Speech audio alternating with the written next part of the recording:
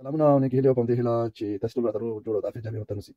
ګرانو وروڼو، غوښتل مې چې تاسو ته دا خبره وکړم چې اوس وخت کې د فلسطینیانو سره لوی مدد، حتی مسلمانانو سره لوی مدد همدا دی، او دا زموږ فرض جوړېږي چې موږ د اسرائیل هغه توکي چې د دوی اقتصاد په ولاړ دی او دوی په غټېږي هغه وانخلو، او د نړۍ ټول مسلمانان باید د دغې طریقې نه کار واخلي چې هغه توکي دي چې هغه وانخلي، اخیستل شوي یې وخوري، ګټه ترې واخلي، ولې چې مخکې نه اخیستل شوي، اما آینده کې دې کار سره پام وکړي.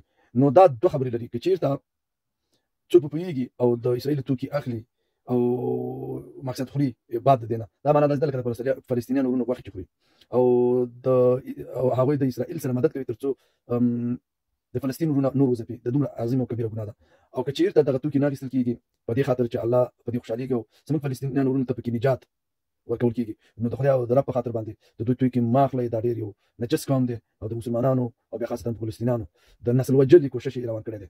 نو په همدې خاطر باندې د دې خبرې یادونه کوم چې تاسې همدا لاره غوره کړئ. دا تر ټولو سپېڅلی جهاد دی چې تاسې د اسرائیل هغه توکي، که بوټان اوسي، که خوراکي توکي اوسي، او که داسې نور چې د اسرائیل اوسي باید وانخلئ. او اوس وخت ټوله نړۍ ته دوی خپل توکي ورسوي او د همدې د لارې نه ډېر قوي هم دي. اوس ماشاءالله مسلمانان چې دي، مسلمانان په نړۍ کې دویم مقام لري او ډیر هم دي. نو دوی چې د دوی د خوراکو نه بایکاټ وکړه، نو ته باور وکړه چې یو د نقشې نه ورکېدلی شي. په همدې هیله نور مخلص سم پرم وسپارم، او دا په هر چا باندې فرض دي چې په دغې برخه کې پوره ګامونه واخلي او دې سره پام وکړي او آینده کې د هغوی توکي وانخلي، ولې چې دا د خپلو فلسطینیانو وروڼو غوښې خوړل دي.